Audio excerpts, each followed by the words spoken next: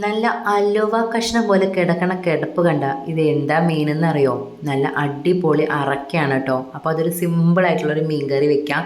അതിനായിട്ട് കുറച്ച് കറിവേപ്പില, ഇഞ്ചി, അതുപോലെ തന്നെ പച്ചമുളക് എല്ലാം നമ്മൊന്ന് ചതച്ച് ചേർക്കണം.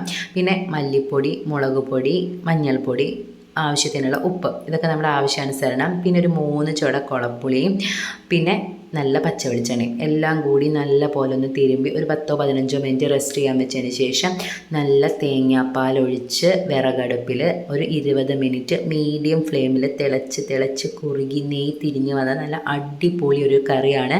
അതിനകത്തോട്ട് കുറച്ച് ഉലുവ പൊട്ടിച്ചതും കുറച്ച് ചുവന്നുള്ളിയും കുറച്ച് കറിവേപ്പിലയും കൂടി ഒന്ന് മൊരിഞ്ഞ് വരുമ്പോൾ അതൊന്ന് താളിച്ചൊഴിച്ചാൽ നല്ല അടിപൊളി നല്ല ടേസ്റ്റി ആയിട്ടുള്ള ഒരു അറക്കക്കറി തയ്യാറായിട്ടുണ്ട് കേട്ടോ. വളരെ സിമ്പിളാണ്, പക്ഷേ ടേസ്റ്റോ അതിഗംഭീരമാണ് കേട്ടോ. ഒന്ന് ട്രൈ ചെയ്ത് നോക്കണേ. അപ്പോൾ ടാറ്റാ.